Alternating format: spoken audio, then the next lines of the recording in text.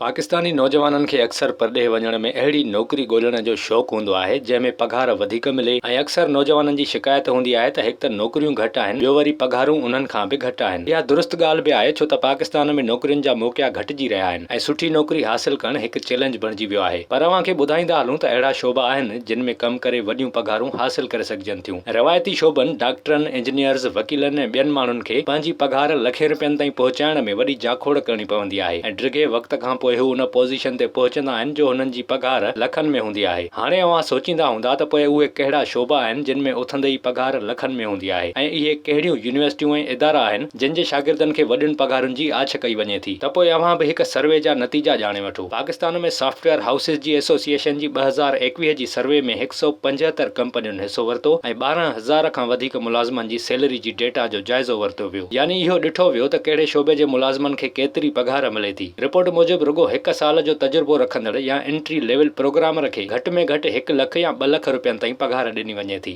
iOS, front end, back and ऐं जावा समेत ॿियनि क़िस्मनि जे प्रोग्रामर्स जी घुर्ज वधीक आहे। खेनि लखे रुपया पघार मिली। अहिड़ी रीति टेक्निकल हवाले सां software architect, data minor, data scientist, 3D animator, systems administrator ऐं क्वालिटी एश्योरेंस जे शोबे में कमु कंदड़ नवनि माण्हुनि खे 1 लख जॾहिं त नेटवर्क सिक्योरिटी इंजीनियर्स खे 2 लख रुपया पघार ॾिनी वई। तालीम जी सतह ऐं मयारी यूनिवर्सिटी खां सवाइ कंपनियूं इन ॻाल्हि ते ज़ोर ॾियनि थियूं त हिकु नए शख़्स खे कहिड़े हुनर ते घणी महारत आहे। एंट्री लेवल पघारूं रुगो 50 या 60 हज़ार आहिनि, पर वॾियूं मल्टीनेशनल कंपनियूं या अहिड़ा स्टार्टअप्स जिन जी परॾेही सीड़पकारी हुजे उहे वॾियूं पघारियूं ॾियनि था। वॾियूं पघारियूं national university of computer and emerging science, NUST, LUMS, IBA ऐं ॿियनि तालीमी इदारनि जे शागिर्दनि खे आछियूं वञनि थियूं।